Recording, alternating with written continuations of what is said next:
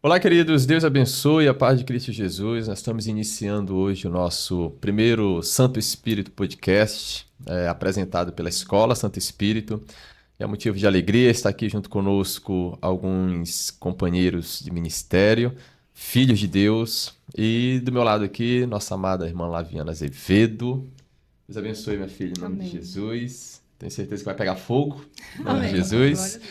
Aqui é o nosso amado Pastor Roberto, junto conosco. Olá, Pastorzão, olá, bom dia a todos, Deus abençoe a todos, estamos aí, em nome de Jesus. glória a Deus. Nós temos também, gente, o nosso amado pastor Rafael Macedo, que está ministrando na nossa conferência, no nosso Júlio Profético e também na inauguração da nossa igreja. Pastorzão, que alegria tê-lo aqui. Deus é bom. Amém. Glória a Deus, pastor Rafael Melo. Para mim é uma alegria, uma honra, acima de tudo, né, estar aqui. Glória a Deus para ver todo mundo está acompanhando esse episódio, né, esse início de projeto maravilhoso, poderoso. A gente já pode sentir a presença do Espírito Santo aqui nessa mesa. Amém, glória a Deus. Então, gente, eu quero que você que está aí nos acompanhando, fazendo parte desse projeto, entenda que tudo que nós recebermos de Deus será entregue em níveis de revelação aqui para você. E nós queremos que você que tiver algumas sugestões de assuntos para os próximos podcasts, deixe nos comentários aqui do nosso vídeo, do nosso podcast, que nós vamos estar nos reunindo em muitas outras vezes em nome de Jesus. Mas para iniciar, nós queremos falar a respeito de ministério. E pastor, todos nós temos o início, né, no ministério, e eu me abraço muito a uma palavra de Eclesiastes 7 que diz que é melhor o fim das coisas do que o início delas. Uau. Né? E às vezes a gente se apega muito no início e esquece a trajetória. Né? Recentemente eu vi uma frase que diz assim: Deus ele está muito mais num processo do que na bênção, né? Ou no resultado. Então, o processo para todos que têm um ministério, ele muitas das vezes não é tão fácil como se imagina, né?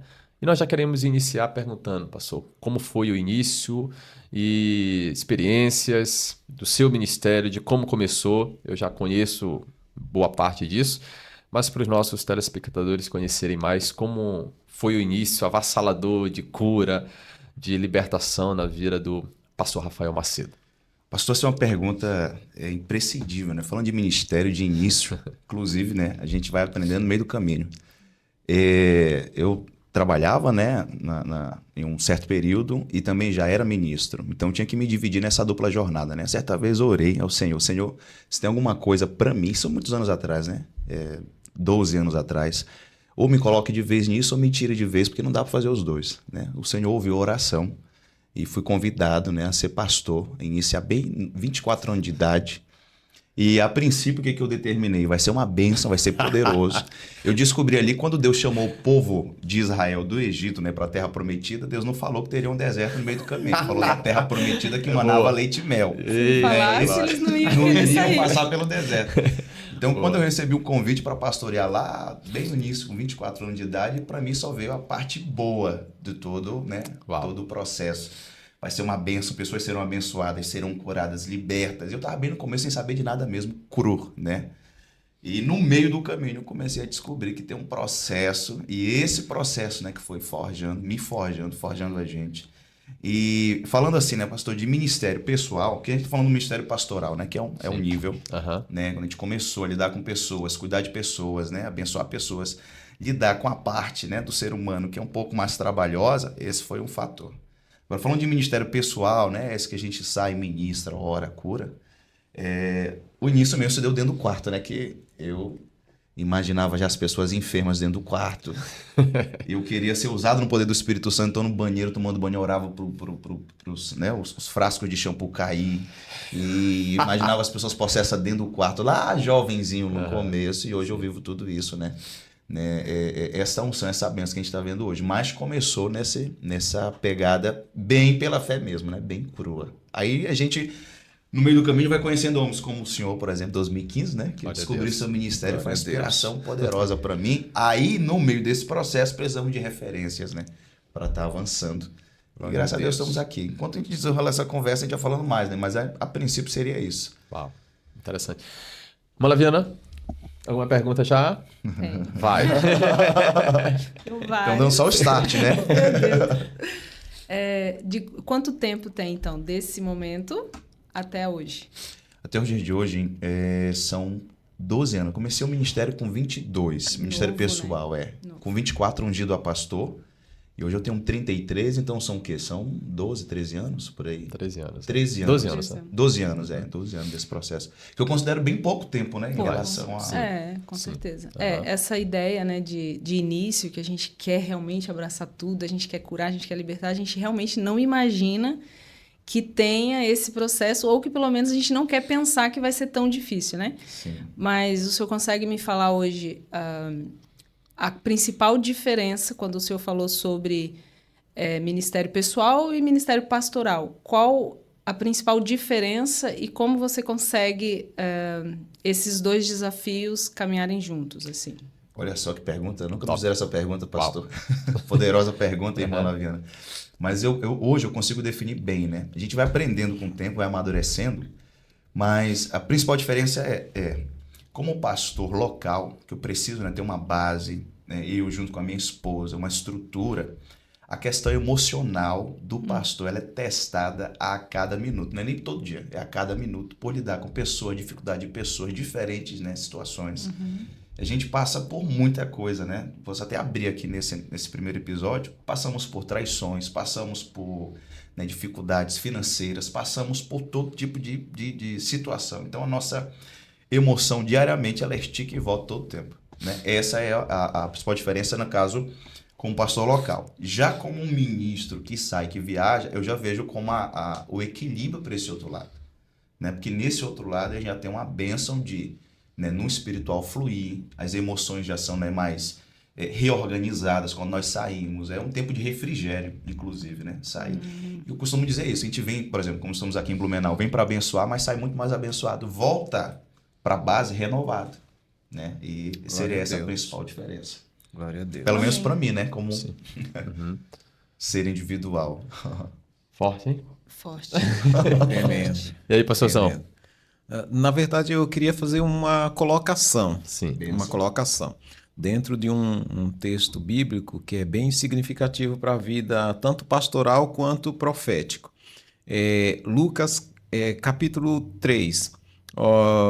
O aparecimento de João Batista proclamando a palavra. Diz assim, o primeiro versículo diz assim: No ano 15 do império de Tibério César, sendo Pôncio Pilatos presidente da Judéia, Herodes, o tetrarca da Galileia, e seu irmão Felipe, tetrarca da Ilutreia, da província de Traconites e Lisânias, tetrarca de Albani. Sendo Anás e Caifás sumos sacerdotes, veio no deserto, essa expressão no deserto, ela reflete muito o que o Senhor iniciou falando aqui. Se o povo imaginasse que iria para o deserto. Veio no deserto a palavra do Senhor a João, filho de Zacarias. Ele passou a ser chamado Batista depois que ele começou a batizar. Então, essa uma colocação bem ampla para o ministério. Por exemplo, a Bíblia fez questão de narrar que haviam várias autoridades. Sim. E eles moravam em palácios e palacetes e tal, e gozavam de boas vidas. Porém, a escolha de Deus foi por alguém que precisava ou que já era forjado por ele. E esse ato de ser forjado, porque a Bíblia destaca, veio no deserto. A gente olha para a imagem de João Batista, dá a entender que era uma pessoa truculenta, mais marrento e tal. Mas a Bíblia esclarece que ele era um profeta que escolheu, ou seja, aceitou o chamado de Deus. E esse chamado, ele faz toda a diferença porque o chamado vem junto com uma lei de forja. Você precisa ser forjado para entender em certas dificuldades como que Deus trabalha na vida de cada um. Por quê? Deus poderia chegar nos sumos sacerdotes, Anás e Caifás, que era uma ligação de sacerdócio do homem para com Deus e recebia de Deus para com o homem, e falar para eles, olha, eu preciso que vocês divulguem o meu filho porque ele vai vir. Só que, no entanto, a escolha de Deus é pela forja íntima. Uau. Sim. Ele conhece mais pelo íntimo, a sociedade conhece pela imagem, Deus conhece pelo íntimo. Sim. Deus conhece pelo íntimo. Então, quando a gente olha, de repente, eu tenho amigos que são pastores na África, em lugares escassos na África, e são missionários lá. E a gente olha, mas tem pessoas que falam mesmo assim, eu queria ser missionário na África. Às vezes, Deus não permite, porque sabe da dificuldade e sabe da capacidade. Então, quando Deus te chama, te coloca lá em Santarém, um estado do Pará, que assim, tem suas limitações dentro da comparação com São Paulo, Santa Catarina tem suas limitações. Então, quando Deus te chama, te forja, te coloca em um ambiente desse, e ele te dá uma ordem como deu para Adão e Eva, manifesta, progride nesse lugar, manifesta a minha glória, progride nesse lugar, faz crescer, trabalha. Ele, antes de tudo, te forjou, porque ele te chama para um deserto.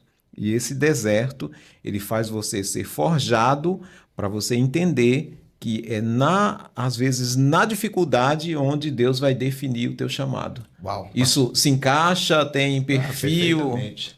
O senhor está falando aí, está me lembrando uma frase que agora me foge o autor, que ele disse: Deus, se tu tratas assim teus amigos mais íntimos, não me admiro que o senhor tenha tão poucos.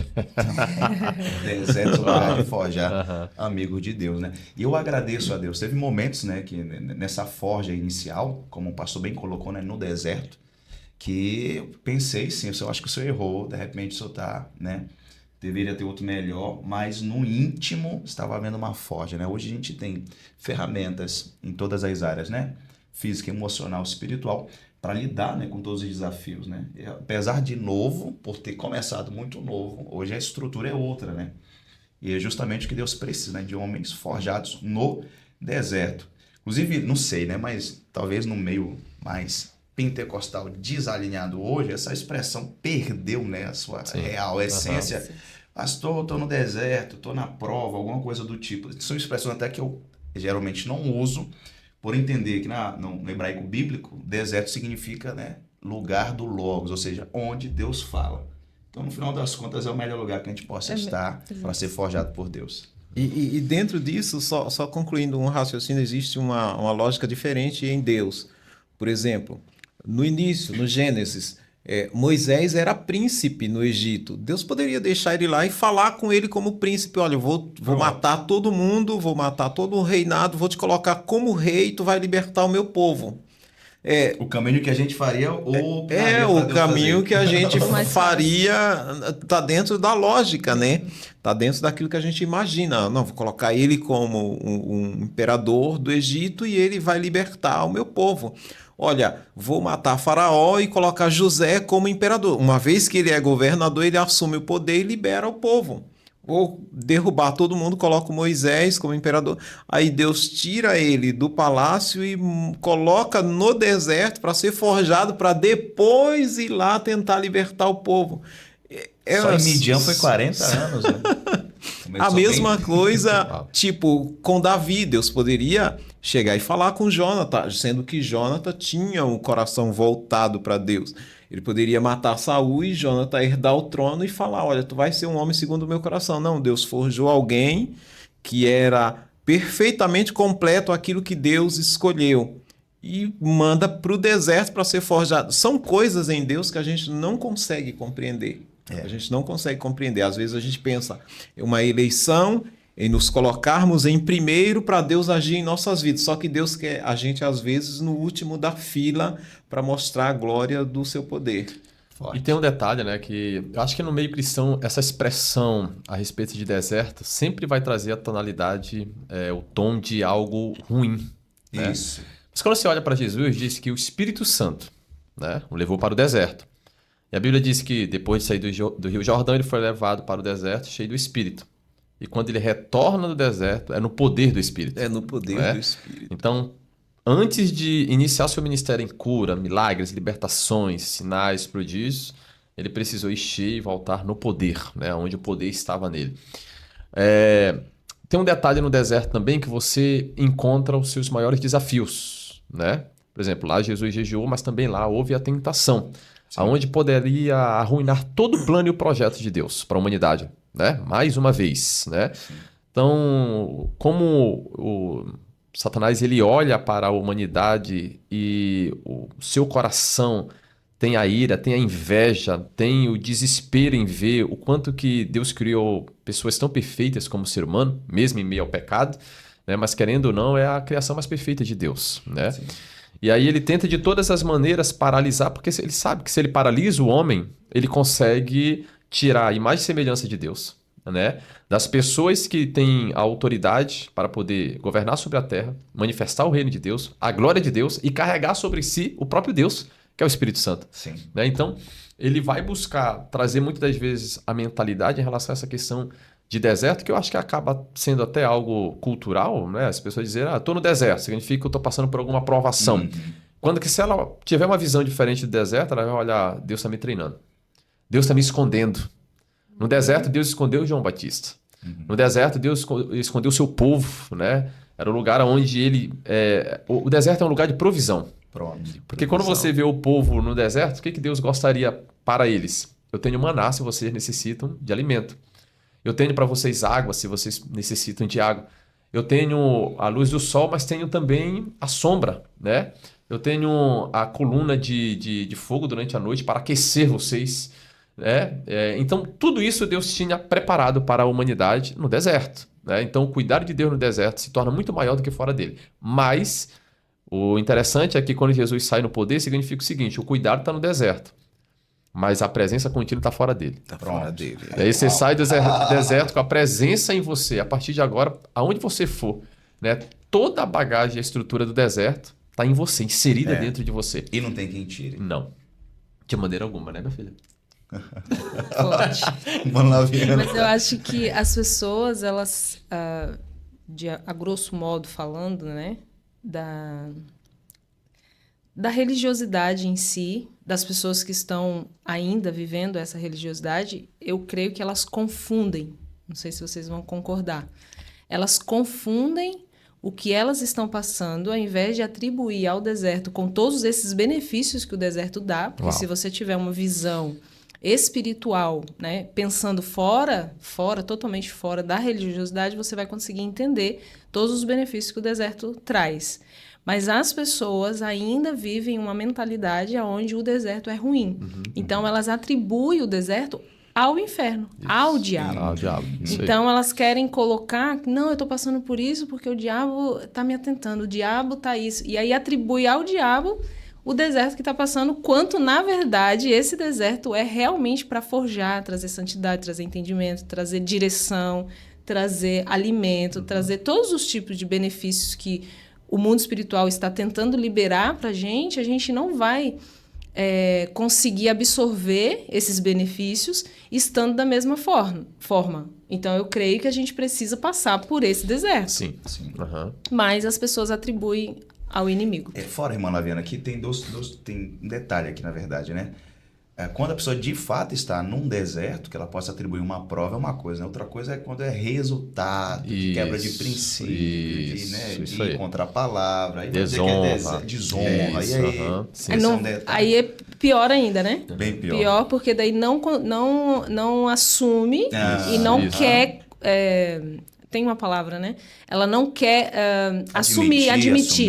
admitir que foi realmente uma quebra de princípios. E aí, nesse caso, a palavra diz, através do apóstolo Pedro, que Deus é quem resiste ao soberbo. Não é o diabo, não é o deserto. É o próprio Deus que resiste o soberbo e dá graça ao humilde, né? Então, o deserto vai revelar o coração, né? E vai mostrar quem Deus precisa resistir, porque fica lá.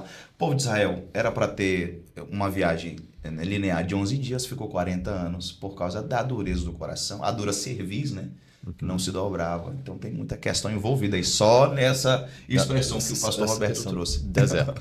E o interessante, vou trazer uma revelação aqui do deserto, mas olha, lá em Tiago 4,7, quando diz, né, resistir ao diabo, ele fugirá de vós, nós costumeiramente lemos essa parte do versículo, que é a parte B. Mas a primeira parte, a parte A, diz, sujeitai-vos a Deus. Mas, sem ir, então porém, Sim. resistir ao diabo, ele fugirá de vós. Então, só existe um princípio, só existe uma regra de resistir ao diabo. E não é liberando palavra, diabo, eu te amo. Não. É se sujeitando a Deus. E quando eu me sujeito a Deus, aí a gente entra em uma outra revelação do deserto. Existe pessoas no deserto que elas entrarão e jamais sairão. Uau. Por quê? Morrerão no deserto, como a primeira geração. Isso aí. Porque quando elas entram no deserto, ali é o lugar em que vai haver uma geração que o espírito que está nela, o Espírito Santo ou o espírito dela, vai começar a ter uma liberação de como ela se posiciona. Por exemplo, de todos, apenas Caleb e Josué. E a Bíblia diz que eles tinham um espírito diferente, né? Então, uma porcentagem muito baixa, né? Muito pouco. Demais. 3 milhões de pessoas no deserto. É muito preocupante. Para uma geração inteira. Por quê? Porque foi no deserto em que os desejos do coração de todos eram expostos, né? Então, você vê que no deserto as rebeliões, né? As desonras, o ego inflamou, inflamável de todos ali, né? Você vê a própria Miriam, o próprio Arão, o próprio Arão se levanta contra o seu próprio irmão, né? Então, você vê essas rebeliões trazendo para essas pessoas o deserto como o último lugar deles. Sim. Por mais que o cuidado de Deus estivesse lá. Né? Mas faltava o quê? Faltava justamente eles entenderem que o mesmo Deus que os envia para a terra, mas necessariamente passando por um deserto, era o Deus que gostaria de cuidar deles. Né? Mas você vê que o deserto ele é tão perigoso porque no deserto você tem que entender que o tempo seu jamais será como o tempo de Deus. E o tempo de Deus é diferente do seu. É diferente. Né? Porque quando Moisés está 40 dias no monte, qual é a mentalidade do povo? Esse homem morreu. Sim. Nós estamos aqui. Então ele nos trouxe, vai nos matar no deserto e aqui nós vamos padecer. Vamos fazer o seguinte, vamos criar um Deus. E o interessante é que eles não queriam criar um Deus para adorá-los, eles queriam criar um Deus para poder dizer que foi esse o responsável por tirá-los do Egito. Um tipo de afronta, né? Justamente. E usando o ouro que Deus mandou o Egito dar para o povo de Deus. Um tipo de afronta. E aí, Moisés desce, né, depois de 40 dias, e você vê o que é 40 dias para um povo que está no deserto sendo tratado por Deus, cuidado por Deus. Né? Ele deveria descansar. Então, essa questão do deserto, acredito que todos os ministros, né, ou todas as pessoas na Terra terão seu momento de passar por ele, né? Só que a forma como o nosso coração se comporta no deserto determina onde chegaremos. Pastor, aí o senhor me faz lembrar agora, a pergunta inicial foi sobre o início de ministério, né? Então o início de ministério de fato vai ser um deserto, que é um tempo de, né, que Deus vai estar provando e aprovando o coração do ministro para saber que nível esse ministro vai chegar de unção, né? Isso aí. De influência, enfim, tudo que está ligado com o ministério. Eu entendi, né, falando de deserto ainda, que o deserto é também para um tempo de imaturidade. Porque olha só, em vários momentos eu ouvi pessoas chegando comigo, até hoje chegam, pastor, parece que a minha vida espiritual esfriou. Antes eu tinha mais experiência com Deus, antes aconteciam mais milagres, antes era assim, eu era mais fervoroso, e agora não mais. Aí, fazendo uma análise mais aprofundada, né, espiritualmente falando, essa pessoa estava num tempo de deserto, num tempo de maturidade. Então, no deserto, ela não precisava plantar, não precisava trabalhar, não precisava fazer poço, a água vinha da rocha. Né, o fogo de noite para aquecer, a sombra de dia, né, para proteger do sol, o maná caía do céu, então é um tempo descuidado, um tempo de maturidade. Porém, quando a geração nova entra na terra prometida, que mana leite e mel, agora vão precisar trabalhar, vão precisar plantar, vão precisar colher. Aí é um tempo que parece que meio que acabou os milagres, né, do deserto, agora entra uma responsabilidade, uma maturação para esse período, né, que é outro nível somente. Deus está do mesmo jeito. Então, toda a forja do deserto libera agora para esse tempo novo. Né? Eu mesmo, no começo do ministério, pessoalmente falando, vivi experiências extraordinárias que hoje, pessoalmente, não vivo tanto. Né? Que Deus me deixou, mas agora está no outro nível de maturidade, inclusive fazendo outro exemplar, né? Nessas experiências pessoais. Porque tem um cristão que quer ter essa experiência de início, né? De primeiro amor, o resto da vida não vai dar. E as pessoas querem voltar. Então o pastor sempre fala sobre a unção. A unção de hoje não é a mesma de amanhã. Não serve. Lembrou algo top. Forte. Olha só. Quando você vê em Josué capítulo de número 24, expressão que todo mundo usa. Quanto a mim, eu e a minha casa serviremos ao Senhor. Ao Senhor. Só que se nós entendermos todo o contexto, o que está acontecendo ali? Estão entrando na terra prometida, né? E o Josué chega com essa geração e diz assim, olha, os deuses que os vossos pais serviram no deserto, no passado, não podem entrar na terra prometida. Né? Porque se a terra que o Senhor te prometeu, você leva os deuses antigos para dentro dessa terra, praticamente você está tentando trazer o deserto para o lugar da bênção. Né? Então você está pegando o deserto, os deuses que você serviu ali, tudo que você passou ali, tentando trazer para uma terra prometida, aonde agora toda a estrutura vai mudar. Né? Aí entra no que a irmã Laviana falou. Tem pessoas, pastor, irmã Laviana e pastor Roberto, que elas querem viver a unção do deserto na unção da terra prometida. Uau, não dá. Jamais isso é possível. É tipo um arquivo enviado com vírus. Bem Isso mesmo. atual. Um arquivo enviado com vírus. Porque se não for tirado o vírus, ele vai se proliferar ali e vai queimar. E não vai passar de nível. Então, o deserto para Deus servia para tirar, primeiro, mentalidade de escravidão. O povo foi 430 anos. O tataravô foi escravo, o bisavô foi escravo, o avô foi escravo, o pai foi escravo e entraram com mentalidade de escravo, né? Da terra de Gósen no Egito. Então, tem que tirar essa mentalidade de escravatura, tirar os deuses do coração, os ídolos. Então, o trabalho de Deus foi esse, né? Enquanto vocês não tirar esse vírus, não tem como viver essa nova estação. Mas as pessoas... O senhor acha hoje que as pessoas são dependentes ainda? É porque se a gente for analisar lá atrás e olhar hoje, não é muito diferente. Se Jesus voltasse hoje, as pessoas crucificariam ele novamente, né? Novamente. Então, eu acho que as pessoas são dependentes, será? Ou esse tempo de espera do deserto até chegar na Terra Prometida... Esse tempo que é tão difícil das pessoas lidarem. Tipo assim, nesse tempo eu fico parada? Não posso ficar parada. Tá, mas e o tempo de Deus? Até quando esse tempo vai ser saudável, digamos assim, né? Para que isso aconteça. E falando ali também das emoções. O Senhor já vem tentando tratar essas emoções desde antes, né? Desde o deserto, desde sempre. Desde sempre. E hoje as pessoas ainda estão com dificuldade em tratar das emoções. É tanto que essa semana foi identificado, inclusive ontem, né, na nossa oração, sobre isso, a gente falou sobre isso. O quanto é influenciável se você não estiver vigilante. Então, as nossas emoções, o inimigo, ele usa também, né? Essa influência. Mas se a gente não estiver vigilante, a gente vai acabar deixando essa influência entrar, que é a questão dos deuses na Terra Prometida, ou até que você alcance essa promessa, o que você precisa ser tratado. E hoje a emoção ela está muito conturbada, está tudo muito bagunçado, e as pessoas não sabem se é o inimigo, não sabem se é Deus, não sabem se é o coração, não sabem se é, né? Se a briga é com quem, entendeu? O que está me atrapalhando entrar nessa terra? Esse tempo.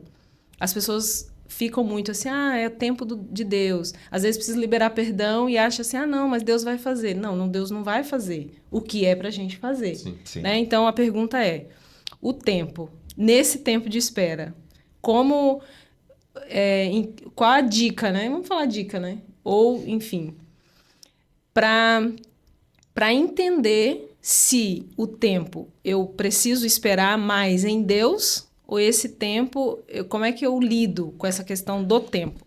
Entendi, irmã Laviana. Interessante. Aí abre um leque, né, de coisa agora aqui na nossa cabeça de pastor. Olha só, Deus fez a criação perfeita, né? Sim. Então, quando Deus cria o homem lá, o Adão, né, perfeito, ele cria na seguinte sequência, né? Primeiro espiritual, depois almático, depois físico, né? Tanto é que Gênesis 1:26 cria sua imagem e semelhança, isso é, no espírito. Em Gênesis 2:7 repete, mas agora não é criação, é formação. Formou o homem do pó da terra, né? Então é espírito, alma e corpo. Era essa criação perfeita, a ponto de Deus vir ter comunhão pessoal, porque Deus é espírito, importa que seja adorado em espírito, em verdade. Então Adão tinha que ser espiritual para ter comunhão com Deus espiritual. Quando o inimigo entra em cena, né? E faz Adão pecar, ele inverte essa criação. Correto? Então agora o homem passou primeiro a ser carnal, por isso teve que ser expulso do lugar de onde estava, da presença de Deus. Porque a carne não pode ficar em comunhão com Deus, o pecado não pode ter comunhão com o Espírito de Deus. Então o que era agora a criação espiritual, alma e corpo, agora passou a ser corpo, alma e espírito. Por último, espiritual. Então, eu vejo até graça nisso, porque, olha, eu vejo Deus criou os anjos, né? E pecar em estado eterno não tem mais perdão. Então, a segunda criação de Deus, vou criar o homem em estado que ele tenha uma chance. Então, se ele tiver um veículo físico e pecar, ainda tem chance de salvação. Então, o que é? O anjo é um espírito que possui uma alma, poder de decisão. Tanto é que Rei Léo, né, que é Lúcifer, teve capacidade de se rebelar. O animal é dicotômico também, é uma alma que possui um corpo. Já o ser humano é uma alma que possui um corpo espiritual e um corpo físico. Tricotômico. Tricotômico, segundo Tessalonicenses 5:23 diz, não é mesmo Deus de paz santifique o vosso corpo, vossa alma e vosso espírito. Então, falando de emoções, as emoções estão na alma, Jesus veio para salvar a alma, né? Então, ali a alma é o ponto central. Então, na minha alma, eu tenho os dois lados. Se eu vou partir para o corpo físico, as coisas dessa terra, né, ser governado por esse mundo e não governá-lo, ou se eu vou partir por corpo espiritual, entrando em comunhão com os céus, sendo governado pelos céus e governando a partir do reino de Deus. O inimigo, sabendo disso, vai atacar diretamente o ponto central da criação, que é a alma. Então, dentro do deserto, por exemplo, esperar o que é, o que não é, o que fazer. A dica, né, que deu muito certo para mim penda pro espírito, porque a partir do espírito, a alma é um mar em revolta, um vulcão em erupção. Então, se eu permaneço na alma, tentando entender minhas emoções, tentando controlar as coisas com método, sabe? Não sou contra método nenhum, entendeu? Eu amo a profissão de psicologia, por exemplo, e tudo mais. Mas, falando de criação de Deus, se eu fico nessa área, batalhando com essas armas, é prejudicial e demora muito tempo. Agora, se eu parto pro espírito, a alma entra em regulação. Eu, por exemplo, faço isso todo o tempo. Eu entro em períodos longos de jejum para que a minha alma seja dominada e eu possa ter sensibilidade ao Espírito Santo e minhas emoções não me dominem. Então, os irmãos da igreja, pastor, o senhor entra em muito tempo de jejum, o senhor deve buscar muito poder de Deus. Não busco o poder de Deus, eu busco a presença, regula a minha alma, me torna sensível ao Espírito, mata a carne. Então, a dica é essa, seja espiritual, que é a dica desde o início, né? É isso mesmo. Que ficou pra gente hoje. Então, é um perigo, né? Porque a prática de oração, a prática de jejum e de oração está caindo em desuso. Então, eu ia comentar isso principalmente agora. no mundo pós-pandêmico, que as emoções foram completamente alteradas. Então, hoje, nós cristãos precisamos voltar à prática natural do jejum. E eu já observei que todas as oração. pessoas que estão muito assim, confusas, né? Difícil de entender, não oram e não jejuam.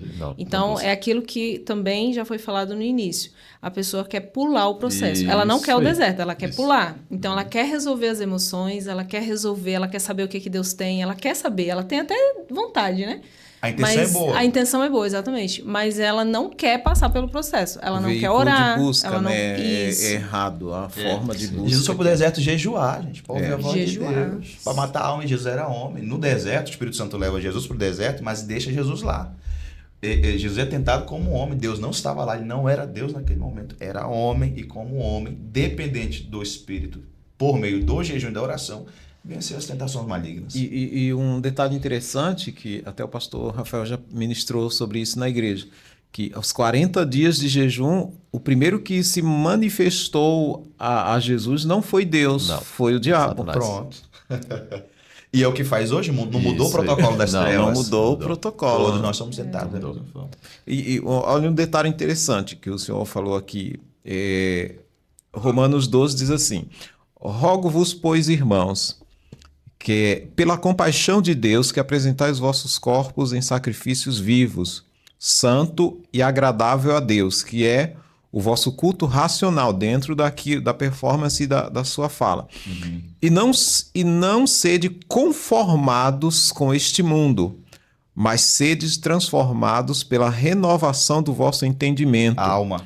Para que experimenteis qual seja a boa, agradável e perfeita vontade de Deus. No Espírito. No Espírito. E o culto racional, primeiro, é as emoções. O controle das emoções, aquilo que a irmã Laviana fez. Muitas pessoas têm a sede, porém ela usa o veículo de busca errado. Porque a vontade de Deus é falar com todos pessoalmente, como fala com o pastor Rafael, como fala comigo. A vontade de Deus é esse diálogo pessoal, entrar na casa de uma mulher que está despercebida nos afazeres domésticos e falar com ela. Só que ele não tem esse acesso, porque a pessoa não liberou esse acesso, aquilo que o pastor falou, sujeitou a Deus. E sujeitar a Deus cabe uma renúncia profunda. Isso aí. A gente olhar Lucas capítulo 9, versículo 23, Jesus diz mesmo assim, aquele que quer vir após mim, negue-se a si mesmo.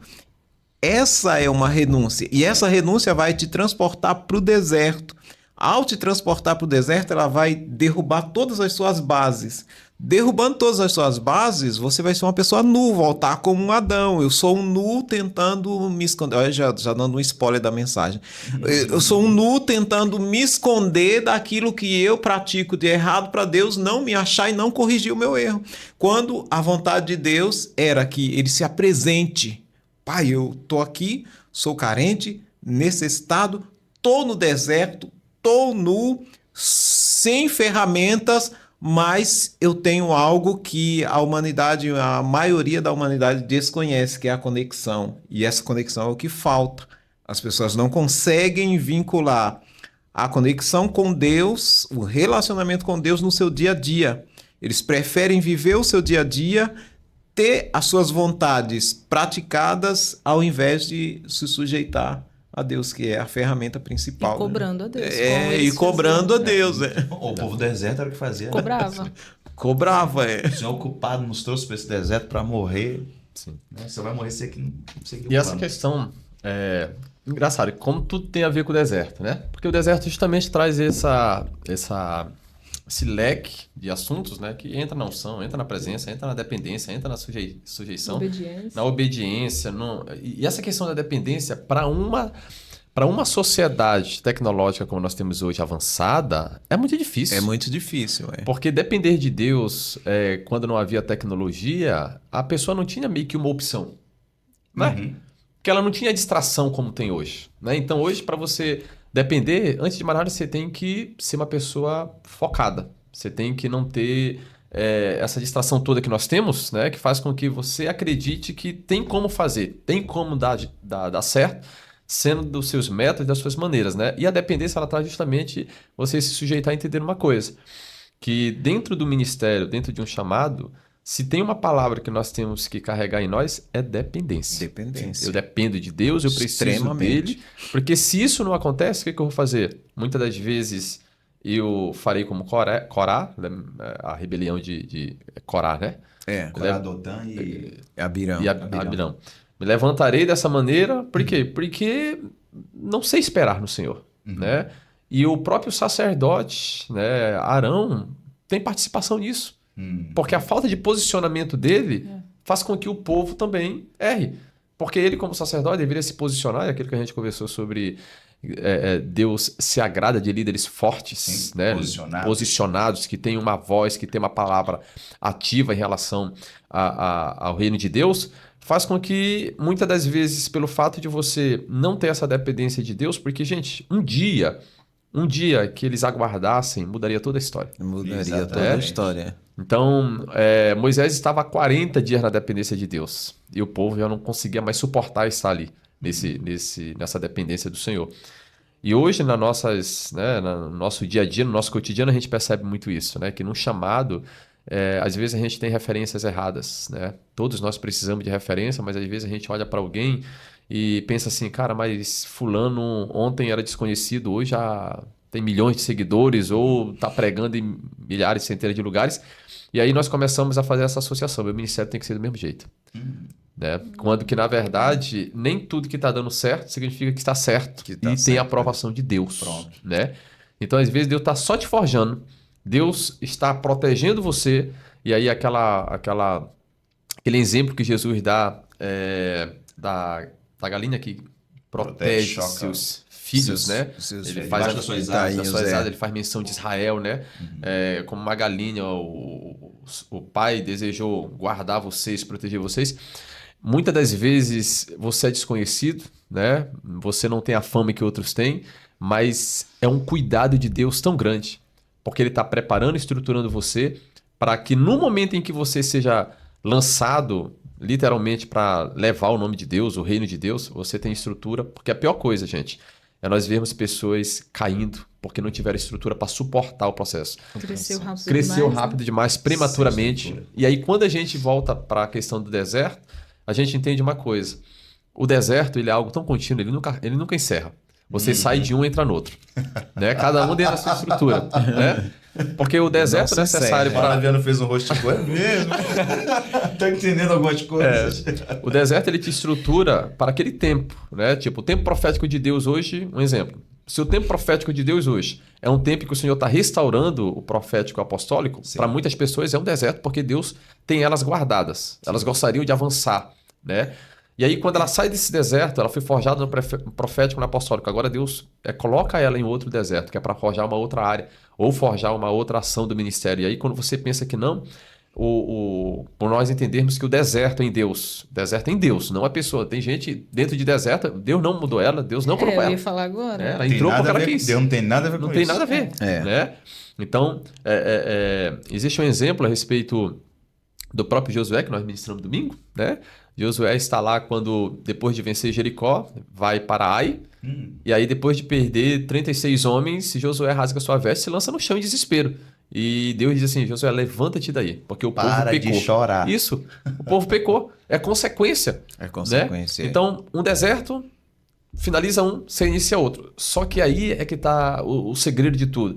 Por exemplo, Jesus sai de um deserto de 40 dias de jejum, ele entra no deserto de lidar com mestres da lei, fariseus, né?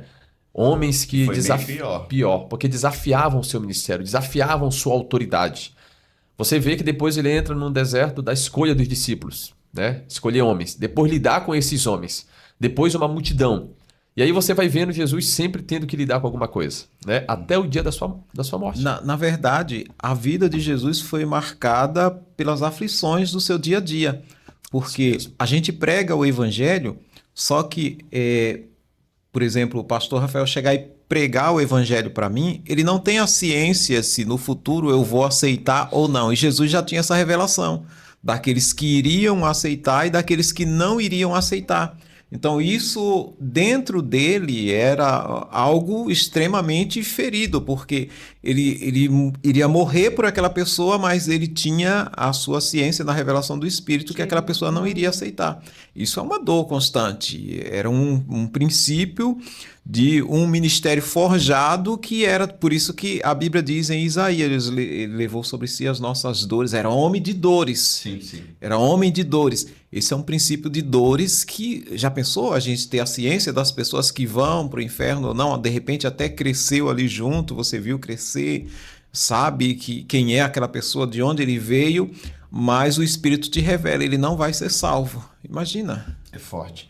O pastor Rafael Melo tocou num ponto interessante, que eu não tenho como não deixar de abordar falando disso, acho que até um impulso aqui no coração.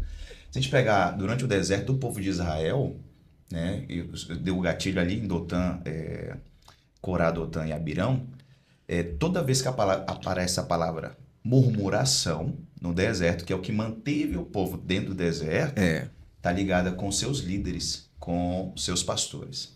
Então você vê, se pessoas estão no deserto, nesse teor que nós estamos tratando, está ligado com desonra, desobediência e falta de dependência de Deus. E Deus sempre vai medir pela autoridade. Por exemplo, falando de autoridade de Deus, né? Não abuso de autoridade, homens que Deus não colocou na frente da sua obra. Mas, por exemplo, quando Corá, né, ele é influente no povo, a ponto de levar várias famílias, várias pessoas com eles. É o problema que nós temos hoje nas redes sociais. Muita gente influente, mas não são referências. Né? Então, aí a gente está lidando com pessoas que estão tendo milhares de seguidores influentes, tanto é que o nome da profissão é influencer, né? Porém, não são referentes, não podem ser referencial. Esse Deus está guardando. É um paradigma, um paradoxo muito grande, né? Deus com seus secretos, né, guardando os seus homens secretos, mulheres secretas, e aqueles que estão lá na frente, que sempre foi a vontade do inimigo, né? Colocar em posições altas. Aí Moisés está idoso, né? E chega lá Corá, com Dotã, Abirã, e uma terça parte do povo de Israel diz: a gente acha que tua forma de governar já não é legal, já passou, né? Nós somos agora da era digital, nós temos as ferramentas corretas e nós influenciamos o povo. Moisés, idoso, se levanta: se eu sou homem de Deus, vocês não morrem de morte natural. É a única menção na Bíblia que fala que pessoas foram vivas para o inferno. A terra se abriu, o Sheol engoliu. por causa da desonra, né, contra a autoridade. Então, pessoas que estão no deserto, pode observar que está ligado com desonra, desobediência e sempre está ligado com autoridade. Insujeição. Né? Insujeição. Dura cerviz é a parte cervical, né? Que não se dobra. Não se dobra. Aí entra o orgulho, entra várias tudo. No Novo Testamento tinha uns grupos de Cefas, os grupos de Paulo, eu sou de Paulo, eu sou de Pedro. E os piores eram os que diziam, eu sou de Jesus. Impressionantemente, porque não se sujeitava à autoridade de Deus na terra. Isso gera um problema seríssimo. E eu tenho visto isso acontecer. Igreja que eu vou ministrar, né, a gente aproveita para falar sobre isso. Há pouco tempo estava ministrando em São Paulo, falamos em todas as igrejas sobre, mudou o cenário de igreja por conta desse detalhe que precisa ser restaurado no Brasil. O Brasil é um problema de desonra a líderes, está colocando a igreja do Brasil num deserto terrível. É verdade, é verdade. Porque quando volta ali em Josué, quando Deus vai lá e fala para ele, levanta-te, ele não vai falar levanta para alguém que está em pé, né? Está caído, está deitado, está no mínimo sentado. Exatamente. E aí é interessante quando você vê que Deus fala para ele, é só seguir o que o seu mestre te ensinou. Ele não passou em cima da autoridade. Ele sendo Deus, ele não passou em cima da autoridade de Moisés. Que era Moisés o líder dele, né? Então, essa questão de liderança é muito séria e é muito complicada. É fundamental. Quando a gente entende isso, fica muito mais fácil. Tanto a questão da desonra, quanto a questão também de você estar realmente em um lugar e debaixo de uma liderança que você não só respeita, mas que você se sente liderado. Sim. Então, os dois lados estão corrompidos, infelizmente. Sim, exatamente. Os dois lados estão corrompidos. Até porque nós temos muita autoridade que não é de Deus aí. Exato. E a questão da influência, meu Deus do céu, é muito grande também. Essa influência sem ter referência, sem ser referência bíblica, vivida. Porque hoje, por exemplo, a gente vê mulheres chegando que já tentaram de tudo. Eu já fui na palestra, não sei de quem, todo mundo famosérrimo, assim, sabe, né? Famoso, influente, e faz isso e faz aquilo, paga caro, sendo que poderia estar se alimentando diretamente da fonte, né? Diretamente da fonte, de forma correta, mas não quer o jejum e a oração. Quer que alguém chegue e resolva o problema sem passar, que é mais fácil, mas aí não vai ter estrutura. E aí a questão, voltando para os problemas e para o deserto, as pessoas elas entram e aí elas querem que o Senhor resolva. Mas, na verdade, aquele lugar, como já foi falado, é para que ele prepara a gente para o problema. Ele não vai tirar o problema quando você sair dali, mas você vai estar preparado, você vai estar pronto para encarar aquilo ali. Né? Manaviano, você está falando, está me lembrando uma experiência poderosa que eu tive exatamente quanto a isso. Estava num problema sério na igreja, pastor Rafael, e eu sempre fui muito radical na questão espiritual. Então, minha esposa me acompanha desde sempre, eu falei, amor, vou entrar no quarto. Eu só vou sair quando Deus falar comigo, isso pode durar meses, eu não sei. E eu entrei pro quarto, estava com esse problema aí, esse problemão para resolver. Entrei numa quarta-feira, nada. Na quinta-feira, eu amanheci o dia trancado no quarto, uma garrafa de água somente. E jejum e oração lá dentro. No segundo dia, o dia amanheceu já, com a presença do Espírito Santo. E eu esperando a resolução de um problema. No terceiro dia, a glória estava manifesta. E ao terceiro dia, ao final do terceiro dia, o Senhor falou comigo, não vou mudar nada à tua volta, mas eu vou te mudar completamente. Então eu saí com a resposta. Aqui dentro alterou. Quando mudou aqui, tudo em volta naturalmente começou a ter outro teor, outras cores, e aí sim eu entendi esse processo aí, né? Então, esse mundo de hoje acelerado, né, fast food, tudo pronto, tá gerando essa demanda, né, psicológica de que eu preciso de uma resolução rápida. E Deus não mudou. Não mudou. Deus continuou mesmo. Precisa passar 40 anos no deserto. Vai passar 40 anos no deserto até Mas as pessoas não querem esperar. E eu vivi isso. Eu vivi exatamente isso. Tipo assim, eu queria muito viver e ter experiências e tal.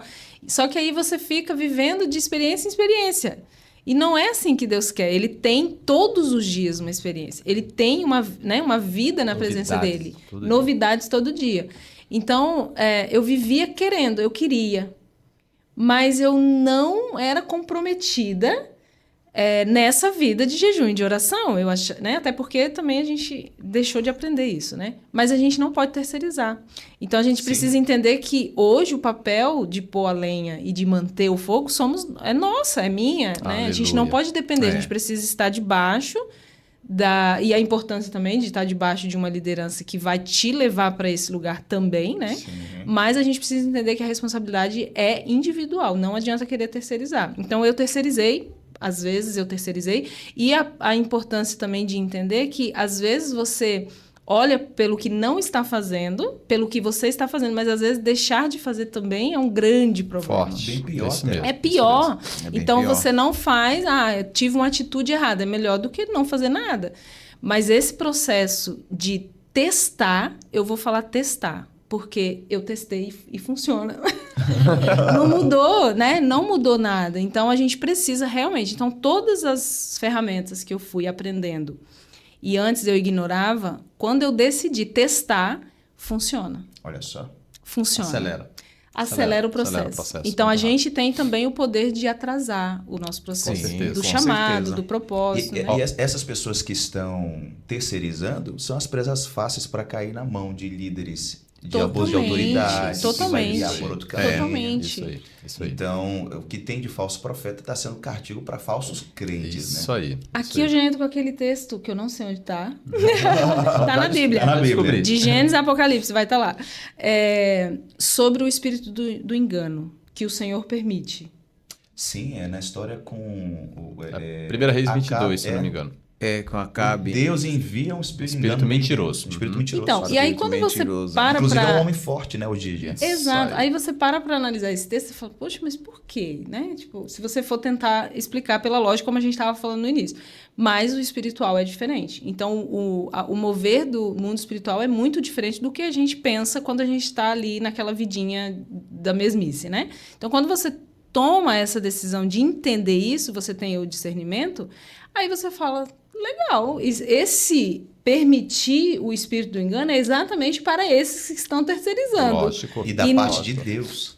Exato, da parte de Deus. Então, às vezes, a pessoa quer, todo mal vem... Não, Deus também permite. Sim, Permite com certeza. para que nós venhamos crescer e falar, não, eu não posso ficar com esse mesmo pensamento a minha vida inteira, senão eu não vou viver na totalidade da presença e do amor e de tudo que ele tem pra gente, né? É verdade. E a cobiça no nosso coração, ela atrai aquilo que ele deseja, né? E nessa... É interessante, gente, que quando Abraão vem de Sarai pela primeira vez, Abrão vem de Sarai pela primeira vez, a Bíblia diz que ele foi abençoado. Escravos, gado, riqueza. E eu acredito que no meio desses servos e escravos veio Agar, Ah, com certeza. Abimeleque deu de presente. né? Então, ou seja, Agar veio... Aliás, no Egito, No né, Egito. Da onde ela vem. Agar veio justamente em uma paga por uma decisão totalmente fora de Deus. Totalmente fora de Porque Deus. se Deus está enviando ele para a terra, né, de Canaã, terra prometida, o que ele vai fazer para o Egito? Né? Então. Perfeito. Mas entendendo isso, talvez alguém se pergunte, a gente falou muito sobre a questão do ministério no deserto, e qual o nosso posicionamento em deserto? Se sujeitar a Deus. Somente. Né? Não tem como espernear, mas eu tenho que sair daqui, não. Quando nós entramos em um deserto, nós temos só que, Senhor, eis-me aqui. Né? Eu quero a tua vontade, ainda que ela doa, ainda que ela... Porque disso que a irmã Laviana está falando sobre essa questão da liderança, o pastor está falando.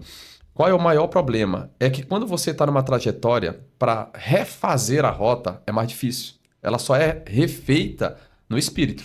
Sim. Quando você começa a abrir mão de si mesmo, pega aquele vinho antigo, velho, que está lá dentro, começa a tirar ele para poder receber vinho novo. E aí esse vinho novo vem justamente para proporcionar a você um alinhamento de novo com o caminho. Né? Porque às vezes, pelo fato de recebermos alimento fast food, né? Muito mais rápido, ora por mim, faz por mim, busca, jejua por mim, tudo por mim, eu acabo ficando para trás nesse processo e chega um momento de dependência tão grande que aí é aquilo. Se eu não tenho, e aí eu sempre me lembro de um exemplo. Eu conheci uma vez, por causa do ministério, uma pessoa entrou em contato, pastor, admiro seu ministério e tudo, amém. Só que 3 meses depois, eu percebi que essa pessoa não queria um líder, ela queria um profeta de estimação. Aí não dá. Porque aí o profeta de estimação é o que Jezabel fazia com os seus. Com os seus, né? Né? Ou seja, eu te abençoo de alguma maneira, te sustento de alguma maneira, mas você se sujeita a mim. Né? E a gente tem esse exemplo espalhados por muitos lugares. Né? Pessoas que elas se posicionam numa posição de ter pessoas que elas vivem a vida para essas pessoas. Né? Tipo, pelo fato da pessoa ter uma posição de destaque, fazer algo, agora ela quer dizer o que ela vai fazer, como ela vai fazer, do jeito que essa pessoa tem que fazer e tudo, sem ser parte do corpo ou sem ser parte daquele ambiente. Porque quem é parte do ambiente está disponível para 2 coisas. Para as alegrias e para a tristeza. Para os desafios e para aquilo que dá certo, né? Falar que tá junto só quando tá tudo bem, Aí, ou depois que já deu certo, é fácil. É aquilo que eu falei pro pastor. Recentemente eu vi uma pessoa dizer assim, eu perguntei pra pessoa se ela era de alguma igreja, ela disse assim, eu vou na igreja tal. Gente, quem vai não é. Pronto. Nossa, E aí na hora o Senhor falou isso comigo, porque quando eu sou, eu não vou dizer pra pessoa assim, eu vou na igreja tal, não. Eu sou da igreja tal. Né? Porque você vai num banco, mas você não é do banco. Você vai num banco, né? Vai pagar conta, fazer alguma coisa. Você vai no médico, você vai no Detran, você vai na pizzaria, você vai em qualquer lugar. Mas agora ser é diferente. Você pode dizer, eu sou da casa tal. Eu sou da família tal. Né? Tanto é que Atos 1:8 que Jesus diz, vocês serão minhas testemunhas. É isso aí. Então hoje a gente tem muitas pessoas que elas não se posicionam e dizem, eu sou, eu visto a camisa, eu tô junto e aconteça o que acontecer. Né? Isso revela total descomprometimento da igreja atual, que precisa ser restaurado. Precisa, urgente, pastor. A gente até falou um pouco sobre essa questão, né, da desonra. E por quê? E você vê que muitas pessoas geraram pessoas na desonra porque elas são fruto de desonra. Porque as pessoas ficam assim, eu vou estar aqui, mas eu não vou me envolver muito não, porque se der ruim depois eu tô fora, entendeu? Isso, é uma insegurança e é realmente fruto de uma liderança doente. Doente, gerando doença no meio do povo. Isso é uma coisa que tem gerado muita polêmica na internet. Muito. Eu fiz uma observação esses dias. Eu sigo um casal, eles são palestinos. E eles postam vídeos da destruição da guerra lá, do confronto lá na Palestina, né? A crise humanitária que está acontecendo lá. Eles postam vídeo. Na faixa de Gaza. Sim, lá na faixa de Gaza. E os vídeos deles dá 1,5 milhão, 2 milhões de palestinos, 100 mil palestinos comentando. O comentário deles é assim, olha, fiquem firmes, de pessoas simpatizantes comentando. Todos, dá para olhar o perfil, todos de origem árabes ou palestino. Eles comentando, fiquem firmes, Alá vai vos dar a vitória. Esses que morreram receberam sua recompensa. Eles são tratados no íntimo por Alá na sua morte. Então fiquem firmes, não desapeguem. Todas mensagens positivas, mostrando um lado, tipo, a gente está sofrendo, mas estamos no deserto, mas Deus vai nos dar a vitória. Aí, quando você posta nos canais dos crentes uma mensagem, por exemplo, postaram um escândalo, às vezes não é tão escândalo assim, postaram uma mensagem esses dias, o pastor fulano de tal fez isso e tal, o pastor fulano de tal fez isso e tal. Você vai olhar o comentário todos dos crentes. Lá, a bio deles tem um versículo bíblico, João, Provérbios e tal. Quando você vai olhar os comentários, todos pejorativos. Todos pejorativos. Os crentes falando mal dos próprios crentes, detonando os próprios crentes. São pessoas que nunca vão sair do deserto. Nunca vão conhecer a intimidade em Deus. Por quê?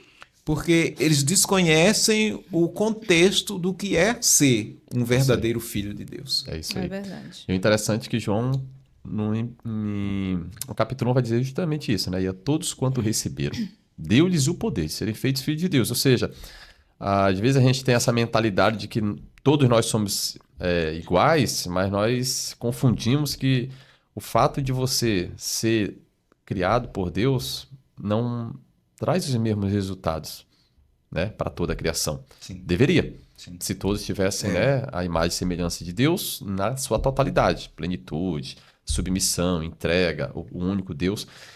Mas aí voltando para a questão da unção, para a gente ir finalizando, a gente vive um tempo em que a unção se tornou algo muito fora do que ela é de verdade. Uma espécie de produto, pastor, sobre assim? Daí para frente, pior, né? Então as pessoas começaram a olhar para a unção como mais uma maneira meio que catalogada. Por exemplo, o que é unção? As pessoas têm que definir unção, se acontecer isso numa reunião. E a gente esquece que tem pessoas que elas recebem da unção de Deus nos seus ministérios, mas aquilo ali é pelo fato da pessoa, da liderança que está sobre ela. Né? Então elas saem dali acreditando que são ungidas quando elas não receberam nada ainda. Elas só estão fluindo debaixo de uma autoridade. Só pegaram a senha do Wi-Fi, né? O roteador era do Então acaba que você vê essas pessoas padecendo, e aí para manter aquilo que elas saíram de lá acreditando ter, o que elas fazem?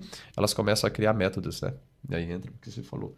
Aí método para isso, método para aquilo, como alcançar isso, como viver aquilo, como viver... Aí ela cria tantos métodos que no final das contas ela não leva ninguém a lugar algum. Porque nem ela não está indo para lugar nenhum. Né? Então a questão da honra, a questão de reconhecer que os desertos... você vê, Josué passou todo o deserto junto com Moisés. Você vê que Caleb passou todo o deserto junto com Moisés. Mas no dia em que Caleb decide tomar por herança a terra que que Moisés tinha dado a ele, o que ele faz? Ele não pulou os princípios, ele foi com Josué. Sim. É interessante que Caleb e Josué serviram juntos, mas Caleb reconhecia a autoridade de Josué. Ele não foi lá tomar a terra, não, Moisés me deu, não, ele foi lá, vou com o meu pastor, vou com o meu líder. E aí ele chega diante de Josué e diz assim, a terra que Moisés me entregou. Eu tenho o mesmo vigor, a mesma força de 45 anos atrás, eu estou indo lá. O que ele precisar? Só da bênção de Josué. Glória a Deus. Né? Então, isso acaba liberando sobre a vida de Caleb justamente aquilo que pertencia a ele, mas não está nas suas mãos. Ou seja, o que libera aquilo que nós necessitamos para o nosso ministério é justamente a bênção daquele que talvez não esteve conosco no deserto, mas hoje é aquele que conhece o deserto que passamos. Uau. Outros estiveram conosco no deserto, eles nos prepararam para a terra. O interessante é que Moisés ele não entra na terra prometida, mas preparou alguém para entrar. Glória a Deus. Josué ele não entrou na terra, Moisés não entrou na terra prometida, mas ele gerou pessoas que na terra prometida tiveram um princípio muito parecido com a forma como ele lidou com tudo aquilo. Sim. E a unção ainda a gente consegue ver os dois lados, né? Aquele que alcançou esse aí, só que continua o mover só da unção externa e daí perdeu a unção interna, continua se movendo, né? E aquele que só quer unção, mas não quer o dono da unção. Que aí e nem se submete a ninguém. E não se submete a ninguém, acha que sozinho vai dar conta. Então, também acaba se perdendo, né? Mas eu não posso sair sem fazer uma pergunta. Vai. É porque assim, ó, como iniciou, né? Falando sobre o início do ministério, e aí a gente partiu ali para o deserto, mas eu vejo hoje uma dificuldade muito grande entre o equilíbrio do ministério com a família. Sim. É um ponto muito sério a se tratar, né? Então, unção, ministério, deserto, é tudo muito lindo. Depois que você está vivendo realmente dentro do reino, né? Não olhando só do lado de fora, mas você vivendo isso na prática, você experimenta o jejum, experimenta a unção. E aí, esse equilíbrio que eu vejo que é muito difícil entre ministério e família. Então, até que ponto... a renúncia, né, que a gente falou no início também. A renúncia é algo que não volta. Quando você renuncia, porque Deus pediu e é algo que você não tem de volta. Mas esse equilíbrio, como que é hoje para o senhor equilibrar o seu ministério? Tudo bem que a sua esposa acompanha e tudo, mas eu digo assim, tempo com família, que você consegue equilibrar. Tendo os dois juntos, fica muito mais fácil. Claro. Né? Irmã Laviana, é interessante a sua pergunta, porque, de fato, eu tive que descobrir esse equilíbrio, né? Eu comecei muito novo, então comecei disparado no ministério. Uma coisa que eu orava que era uma esposa que vai me acompanhar no ministério. Aí casamos, né? Então saí disparado na frente, não dando a atenção necessária para minha esposa, né? E logo depois família, né? Que viemos a ter o primeiro filho, nosso filho mais velho, Pedro Rafael. Aí no meio do caminho eu desacelero o ministério, aí agora eu já começo a cuidar só da família. Aí desequilibrou de novo. De novo. Aí agora tem uns anos, um ano pra cá, que eu tô conseguindo equilibrar os dois. Eu entendi que meus filhos, quando eu voltar agora para Santarém, não querem saber quantos demônios eu expulsei, quantas pessoas foram curadas, quantas pessoas foram cheias do Espírito. Ele não quer saber do pastor, ele quer saber do pai. Quer saber que eles estão me esperando com um brinquedo novo, e pode ter o brinquedo que for, eu sou o melhor brinquedo para eles. Sim. Minha esposa não quer saber, claro que são admiradores e amam, né, tudo isso que Deus faz através da vida do marido dela e do pai deles, porém em casa tem que ser o marido e o pai, né? Então, em casa, da porta para dentro não existe o pastor. Quesito de levar o ministério para dentro de casa. Assim como também não tem como aqui ser o marido ou seu pai, né? Aqui eu estou sendo o pastor, o instrutor, né? Aquele que dá pasto, né? Da raiz da palavra pastor. Porém, esse equilíbrio, ele vai ter que ser alcançado, não vem pronto. Nada vem pronto, né? Então, esse equilíbrio eu precisei aprender. Hoje, posso dizer que está equilibrado, consigo equilibrar. E quando a gente encontra o equilíbrio ministério-família, os dois fluem poderosamente, perfeitamente em equilíbrio e harmonia. Vai dar um trabalho em chegar lá. Tem que passar no deserto para entender. Amém.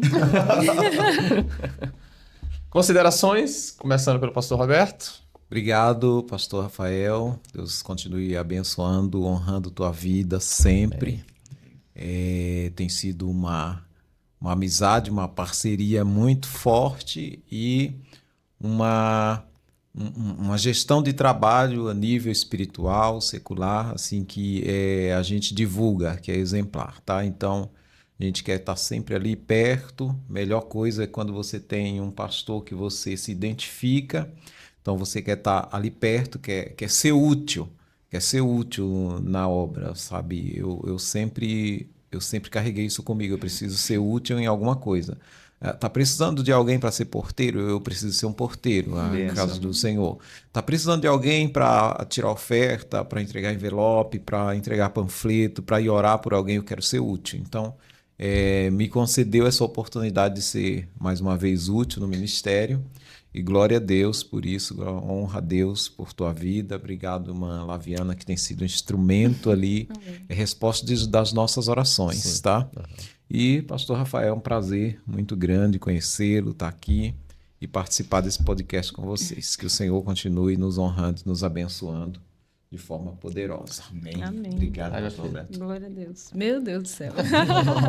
Poderoso demais, né? Sempre bom poder estar no meio de pessoas que têm a mesma visão, e também chegar nesse equilíbrio é muito difícil. Você conseguir chegar, estar e sentir que você está realmente no lugar certo, e isso eu tenho vivido na prática e tem sido muito bom. Glória a Deus. E o recado, né, principalmente para as pessoas que vão assistir, é se perguntar se aonde você está tendo o alimento que você precisa, né? A gente precisa entender que está debaixo dessa liderança que é humana, mas que busca essa santidade em Deus, é necessário para que nós venhamos alcançar, né?